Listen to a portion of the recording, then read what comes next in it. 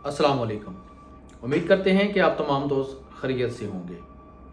आज की वीडियो में रज़ा अली भाई का एक सवाल है कि महबूब भाई वीडियो बहुत हेल्पफुल है, सब्सक्राइब भी कर लिया है भाई। अब सवाल ये है कि वीज़े तो बैन हैं, अब अगर मैं वीज़ा चेंज करना चाहूँ तो इसका क्या हल है?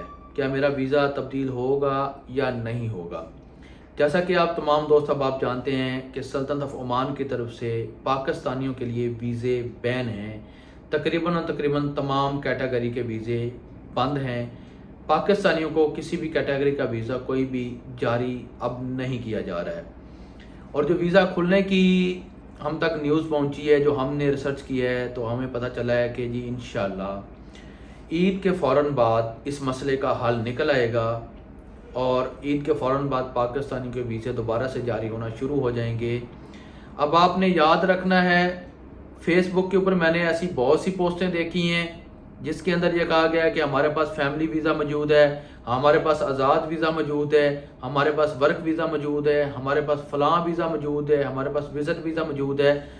आपने किसी भी ऐसे फ्रॉडी शख्स को पेमेंट नहीं करनी है, वरना आपके पैसे डूब जाएंगे। पाकिस्तानियों को वीज़े अब जारी नहीं किए जा रहे सल्तनत ऑफ ओमान की तरफ से। ये बात आपने याद रखनी है, इस बात को आपने ज़हन नशीन कर लेना है। हर कैटेगरी के वीज़े पाकिस्तानियों के लिए अभी तक बैन है। किसी किस्म का कोई भी वीज़ा, वर्क वीज़ा हो, विज़िट वीज़ा हो, फैमिली वीज़ा हो, एक्सप्रेस वीज़ा हो, शॉर्ट वीज़ा हो, बिजनेस वीज़ा हो, कोई भी इन्वेस्टर वीज़ा हो, किसी किस्म का कोई भी वीज़ा अभी तक पाकिस्तानियों को जारी नहीं किया जा रहा है। कुछ वीज़े टेम्परेरी तौर पर बैन किए गए थे जिनकी मुद्दत 6 माह थी। 6 माह के बाद इन वीज़ों को दोबारा रीओपन कर दिया जाना था, लेकिन कुछ वजूहात की वजह से, कुछ कवानीन में तब्दीली की वजह से अब तमाम के तमाम वीज़े बैन हैं। आप सऊदी अरब में रहते हैं, कतर, कुवैत, बहरीन, दुबई में रहते हैं, कहीं पर भी मौजूद हैं, आपने सल्तनत ऑफ ओमान का कोई भी वीज़ा लेना है, किसी भी एजेंट को, किसी भी फ्रॉडी शख्स को आपने एक पैसा नहीं देना, नहीं तो आपके के तमाम पैसे डूब जाएंगे, क्योंकि पाकिस्तानियों को अभी तक कोई वीज़ा जारी नहीं किया जा रहा है।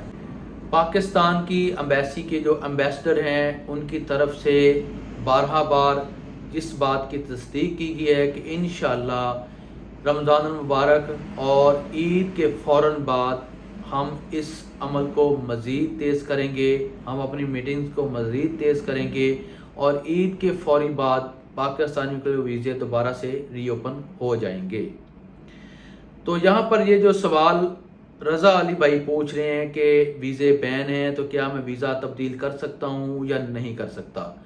मेरे प्यारे भाई, आप मौजूदा वीज़े को रिन्यूअल करवा सकते हैं। आपका जो मौजूदा वीज़ा है ये रीन्यू हो जाएगा, लेकिन आपको नया वीज़ा नहीं मिलेगा। आप सल्तनत ऑफ ओमान के अंदर रहते हुए भी अगर रिक्वेस्ट डालते हैं, वो एक नया वीज़ा, नई कैटेगरी का वीज़ा निकलेगा। यानी कि आपने एक कंपनी से दूसरी कंपनी में जाने के लिए ट्रांसफ़र लेटर ले लिया, पहली कंपनी ने आपको ट्रांसफ़र लेटर दे दिया, आपको नो ऑब्जेक्शन सर्टिफिकेट उन्होंने जारी कर दिया। तो जब नई कंपनी आपका वीज़ा सबमिट करेगी, आपके डॉक्यूमेंट सबमिट करेगी, वीज़े की रिक्वेस्ट डालेगी लेबर मिनिस्ट्री के अंदर, तो आपका वीज़ा जो है वो रिजेक्ट हो जाएगा। आपके डॉक्यूमेंट्स के ऊपर रिजेक्शन लगा के आपको रिटर्न कर दिए जाएंगे, क्योंकि नया वीज़ा पाकिस्तानियों को जारी ही नहीं किया जा रहा है। मेरी बात आपको समझ आ गई होगी अली रज़ा भाई कि नया वीज़ा किसी भी किस्म का पाकिस्तानियों को जारी नहीं किया जा रहा। अगर आप ए कंपनी से रिलीज़ लेकर बी कंपनी में जा रहे हैं तो बी कंपनी जो रिक्वेस्ट डालेगी वो एक नए कैटेगरी के नए वीज़े की होगी, क्योंकि पुराना वीज़ा आपका कैंसिल हो गया होगा।